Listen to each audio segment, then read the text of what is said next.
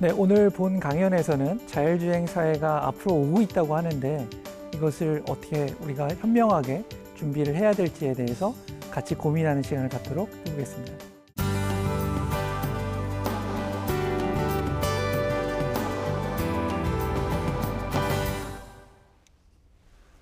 안녕하십니까? 오늘 자율주행에 관련돼서 강연을 하게 된 아주대학교 송봉섭 교수라고 합니다. 지금 전 국민들이 이것 때문에 고통을 받고 있는데 코로나19라는 굉장히 또 감염병이 나타나면서 우리가 이제 사회적 거리 두기를 한다든지 뭔가 실제로 나가서 사회생활을 할 수 없는 분위기로 하다 보니까 당연히 이제 우리가 나가서 만날 수는 없고 쇼핑을 할 수도 없다 보니까 당연히 온라인 쇼핑을 이용을 해서 할 수밖에 없을 거고, 그다음에 새벽 배송이 굉장히 늘어나고, 그래서 사회적 위기이긴 하지만 사실 이런 온라인 비즈니스를 하는 또는 온라인 마케팅을 하는 기업들이 굉장히 성장을 해서 엄청난 큰 흑자를 보고 있다라는 그런 기사들도 볼 수가 있습니다. 그래서 그러면은 이제 우리가 사람이 하던 것들을 어떻게 하면 사람이 없이 할 수 있느냐, 이런 것들도 지금 나오고 있는데, 옆에 보시는 것과 같이 어떤 순찰 업무를 지금 사람이 했다면 그런 것들을 뭐 로봇 또는 자동차와 비슷한 형태를 만들어서 이런 것들을 야간 순찰을 함으로써 우리가 직접 사람이 하지 않는 비접촉 관련된 그런 비즈니스라든지 그런 아이디어들이 속속 소개되고 있으면서 이런 자율주행 모빌리티가 어떻게 하면 언택 소사이어티에 접목될 수 있는지, 이런 것들도 굉장히 올해 들어서 굉장히 주목을 받으면서 새로운 비즈니스, 새로운 테크놀로지로 주목을 받고 있습니다. 그래서 이제 이러한 어떤 우리가 사회적 문제를 어떻게 해결할 것이냐, 지금 문제에 대해서 얘기를 했다면 사회적 문제를 해결하기 위해서 많은 지금 맥킨지가 됐든 보스턴 컨설팅 뿐만 아니라 현대자동차, 많은 기업들이나 국가적으로 그럼 이러한 문제점을 어떻게 해결할 거냐, 크게 이제 4가지 측면으로 해결하겠다, 이런 것들이 일반적인 얘기인데요. 첫 번째는 모빌리티, 우리가 예상이 되겠지만 스쿠터도 있고 자전거도 있고 오토바이도 있고 자동차도 있고 심지어 날아다니는 자동차까지, 그래서 우리가 이동을 하는데 굉장히 다양한 방법론을 써서 하겠다, 이제 이런 부분이 있고요. 그다음에 두 번째는 아까 환경에서 얘기했지만 가솔린이나 디젤이 아닌 뭔가 친환경적인 대표적인 게 전기 자동차, 전기 스쿠터, 전기 자동차, 나르는 자동차도 전기를 이용해서 하겠다든지, 그래서 이런 전동화에 해당되는 부분들이 굉장히 화두가 되고 있고요. 그 다음에는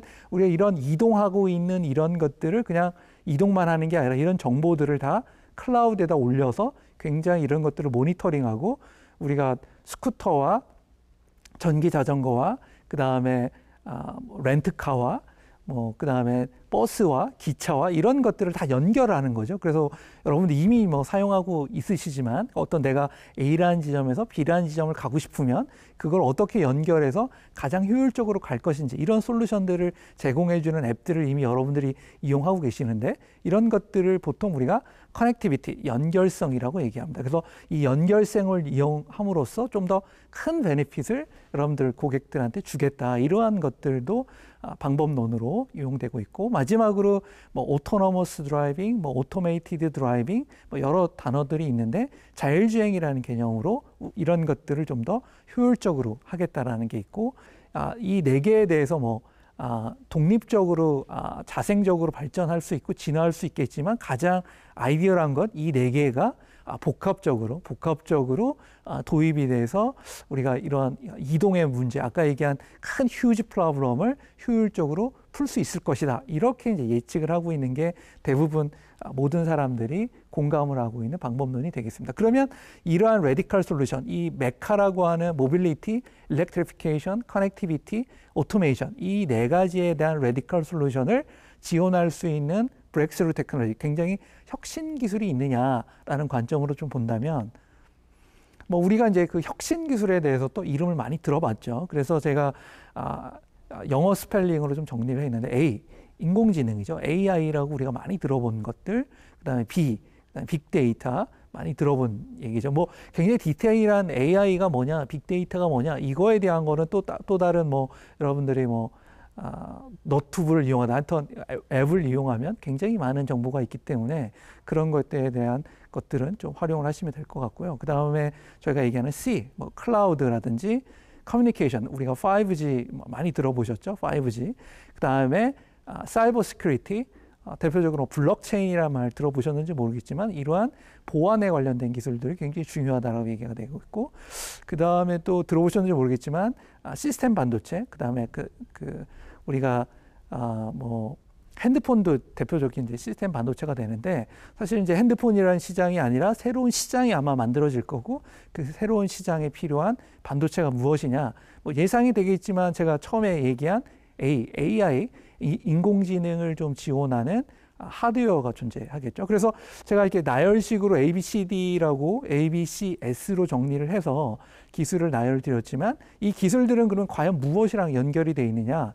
데이터랑 연결이 되어 있죠. 사실은 AI라는 거는 데이터를 처리하는 기술이고, 빅데이터라는 것도 데이터를 처리하는 기술이죠. 그 다음에 얘기하는 클라우드라는 것은 데이터를 담는 기술이죠. 그래서 데이터를 어떻게 하면 잘 효율적으로 저장할까라는 기술이 되는 거고, 커뮤니케이션 5G는 데이터를 어떻게 잘 전송할까라는 기술이죠. 굉장히 빠르게. 그 다음에 사이버 시큐리티라는 건 데이터를 어떻게 하면 잘 보관할까. 그렇죠. 해킹이라고 해서 데이터가 유출이 되면 안 되니까 어떻게 하면 잘 보관할까.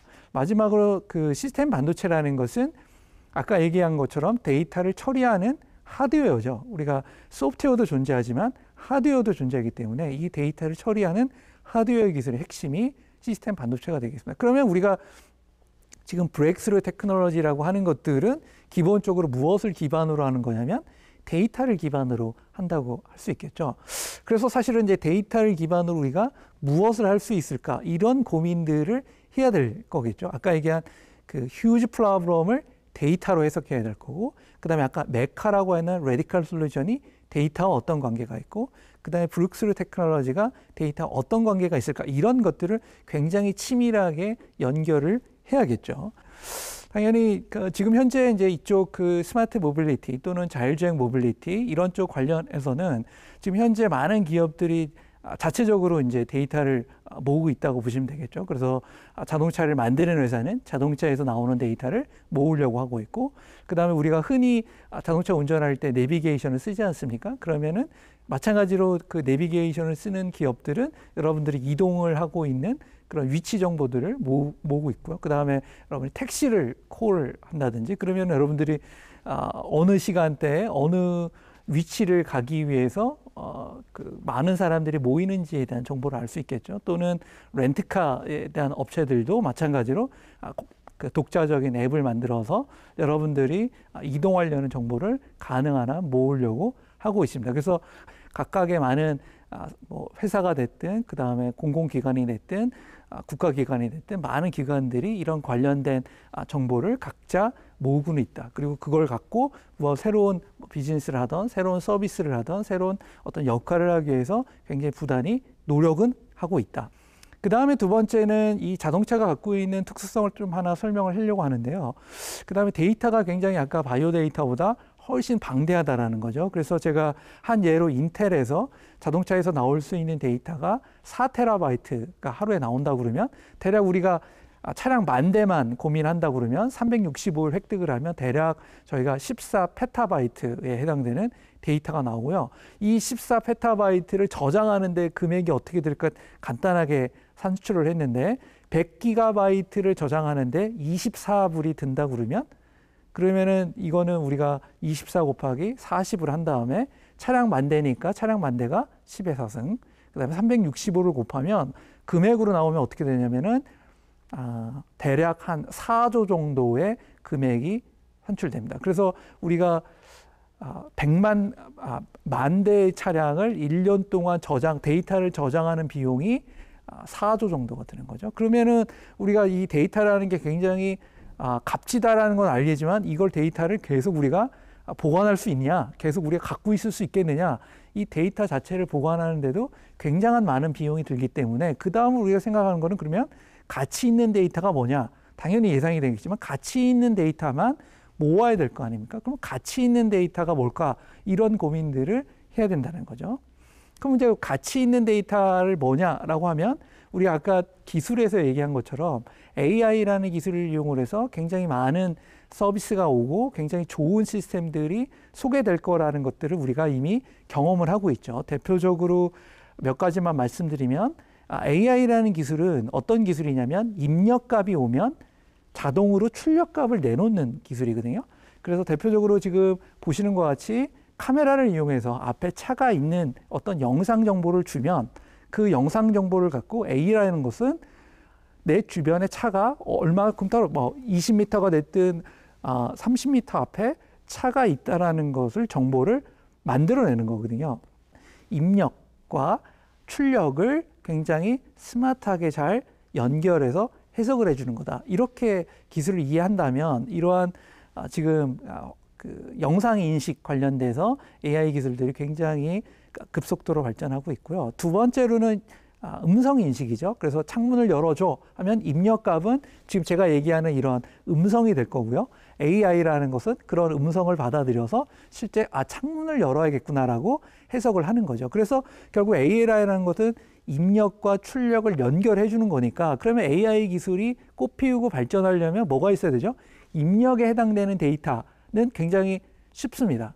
우리가 생각할 수 있는 것처럼 카메라를 달면은 쉽게 어떤 영상을 입력할 수도 있을 거고 그다음에 녹음기와 같은 기능을 넣어놓으면 우리가 이런 말하는 거에 대해서 쉽게 저장할 수 있겠죠. 그렇지만 이 AI라는 기술이 발전하려면 출력에 해당되는 정답도 있어야 됩니다. 그래서 입력과 정답을 굉장히 효율적으로 맞춰주는 게 인공지능이지만 데이터라는 거는 입력 부분도 있어야 되지만 출력 부분의 데이터도 확보를 해야 된다. 그래서 이 입력과 출력 부분에 해당되는 것들을 다 양쪽으로 다 갖고 있는 게 AI ready 데이터라고 할 수 있고 이 AI ready 데이터가 지금 현재로는 AI가 앞으로 굉장히 부상할 거고 AI를 기반으로 해서 많은 서비스가 나오고 비즈니스가 창출될 거라고 누구나 얘기하기 때문에 우리가 그러면 데이터 중에 어떤 게 굉장히 가치 있는 데이터라고 얘기할 수 있느냐 AI에 활용될 수 있는 데이터가 굉장히 값진 데이터라고 생각할 수 있겠죠.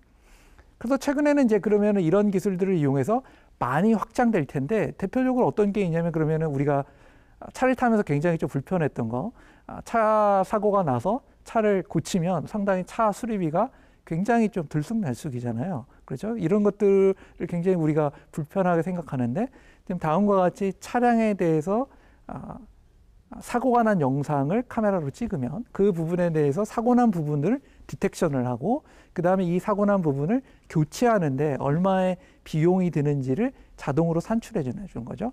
그럼 뭐가 필요하냐면 사진은 사실 많이 있고요. 우리 뭐 블랙박스를 봐도 그렇고 사진에 대한 부분은 많은데 각각 차량의 어떤 부품을 교체하는데 드는 비용에 대한 어떤 굉장히 객관적인 데이터가 있어야겠죠. 그렇죠. 그래서 이 객관적인 데이터라는 사실은 평가에 해당되는 부분이 되는데 실질적인 평가를 한 데이터가 같이 붙어 있어야지만 AI ready 데이터라고 볼 수 있고 데이터의 가치가 굉장히 올라가는 문제라고 할 수 있겠죠. 그 다음에 마지막은 사실은 2018년도에 우버가 자율주행을 했었는데 실질적으로 이제 보행자와 충돌이 나서 보행자가 사망한 사고가 되겠습니다. 그래서 이것들을 이제 굉장히 왜 이런 사고가 났는지에 대해서 굉장히 분석을 좀 했는데 그러니까 이러한 분석 내용도 이러이러해서 문제가 된다라고 아까 얘기했지만 아웃풋에 대한 결과가 있다면 이런 부분들도 좀 더 스마트하게 충돌을 막을 수 있는 시스템들로 진화할 수 있겠죠. 어쨌건 간에 지금 제가 말씀드린 것은 우리가 데이터 하면은 일반적으로는 입력에 해당되는 데이터가 많이 있으면 되나 보다 생각을 하지만 실질적으로 가치가 있는 데이터로 우리가 밸류업을 하기 위해서는 AI 레이더, 즉 입력과 출력 부분을 같이 맞춰놓은 이런 데이터에 대한 것들이 많이 축적이 돼야지만 스케일업을 할 수 있다. 이렇게 좀 간단하게 말씀을 드리겠습니다. 이 자율주행에 대한 부분도 당연히 자율주행이라는 게 어떻게 안전할 수 있느냐 사람이 부주의해서 사고가 많이 나기 때문에 그 부분을 자율주행을 하면 막아주기 때문에 더 안전할 수 있다. 이제 이런 논리도 되지만 또 어떤 것도 있냐면 자율주행이 그러면 우리나라 사회에 들어왔을 때 처음부터 100% 안전할 수 있냐? 그렇지 않겠죠. 지금 대표적으로 이제 자율주행에 관련돼서 선도적으로 역할을 하고 있는 미국 같은 경우에도 매년 사실은 자율주행에 대해서 사고가 나고 사망자가 나타나지만 그럼에도 불구하고 그걸 분석하고 문제점이 뭔지를 파악하고 이렇게 하고 다시 시작을 하는 이런 어떤 접근 방법에 대해서 우리가 한번 고민해 볼 필요가 있다라는 말씀을 드리고 싶습니다. 그 다음에 마지막으로 또 하나 말씀드리고 싶은 것은 우리가 실질적으로 이제 사고 같은 것들이 날 때 지금 뭐 방송에도 좀 있죠. 그래서 블랙박스를 보여주면서 몇 대 몇 이런 식으로 이제 책임에 대해서 얘기를 하고 있는데 이제 이런 것보다는 이런 것들도 우리가 조금 불편하죠. 이런 것들이 상당히 정교화되면은 좀 좋을 텐데 자율주행도 마찬가지로 지금 우리가 블랙박스에서 보는 환경을 막다트릴 겁니다. 그래서 제가 보여드리는 지금 사진처럼 만약에 차 5대가 있는데 가운데 파란색의 차량만 자율주행으로 움직이고 4대가 자율주행이 아닌 차량으로 움직인다 보면 우리가 예상할 수 있는 거는 사고는 100% 막을 수가 없겠죠. 그래서 우리가 블랙박스에서 보는 그러한 상황들이 항상 존재하죠. 파란색이 자율주행이라 하더라도. 그러면 그 다음에는 그 환경에서 자율주행은 어떻게 할 것이냐. 100% 사고가 안 나게 해야 된다. 이것은 불가능한 과정이죠. 그러면은 그 상황에서 우리가 어떻게 차가 대응하면 좋을 것이냐 이런 것들에 대해서 좀 더 공학적으로 그리고 굉장히 정교하게 평가를 할 필요가 있고 자율주행을 개발하는 굉장히 대부분의 많은 모든 기업들이 이런 것들에 대해서 동일한 고민을 하고 있어서 이런 것들에 대한 우리가 어떻게 하면은 사고에 대한 책임을 발생시키지 않았다라는 것들을 어떻게 하면 공학적이고 수학적으로 표현을 해서 이런 것들을 좀 더 정교하게 데이터들을 해석하는 이런 것들이 필요하다. 이런 노력들을 지금 이쪽 자율주행 모빌리티 커뮤니티 또는 기업들 또는 소사이어티에서 굉장히 치열하게 얘기를 하고 고민을 하고 있는 얘기가 되겠습니다. 그래서 이제 제가 마지막으로 좀 말씀을 드리고 싶은 것은 저희가 우선은 제가 얘기하고 싶은 것은 데이터가 축적이 되는 건 좋은데 이 데이터를 어떻게 활용을 할 거고 어떻게 사용을 할 거고 이러한 시대가 도래하고 있다는 얘기를 좀 하고 싶은 거고요. 그러면 이러한 게 도래되면 어떻게 되느냐. 우리 과거에 우리 선조들의 어떤 지혜를 좀 보고 싶은 건데요. 그래서 우리가 그 선조들의 과학적 발명으로 우리가 많이 꼽는 것들이 지금 보는 것처럼 추구기, 우리가 비가 오는 양을 잰다든지 또는 시간을 잴 수 있는 해시계 같은 것들을 굉장히 저희가 굉장히 자랑스러워하는 과학적 발명품이라고 생각을 하고 있는데 이런 것들도 다 결국 어떤 도움을 줬기 때문에 그러냐? 다양한 형태, 지금 우리가 얘기한 비가 온 양 또는 시간 이런 것들을 측정할 수 있는 기술이라는 게 굉장히 의미가 있다라고 볼 수는 있고요. 더 나아가서 우리가 가장 자랑스럽게 생각하는 게 한글이라고 있는데 이 한글은 어떤 거냐면 우리가 말이라는 게 정의할 수도 없고 엄청나게 경우가 많죠. 근데 이 말이라는 것을 우리가 한글이라는 형태로 우리가 지금 음성적으로 얘기하는 것을 모두 다 담았죠. 그래서 한글이라는 걸 담음으로써 어떻게 됐냐면 우리가 소통을 할 수 있었고 더 나아가서는 지금 우리가 뭐 빅데이터라고 해서 어떠한 키워드들이 유행하는지가 매번 방송에서도 많이 나오는데 이런 것들을 가능하게 했던 많은 사람들이 어떤 생각을 하고 있는지를 글로 담았고 이 글을 다시 분석할 수 있게 만들었잖아요.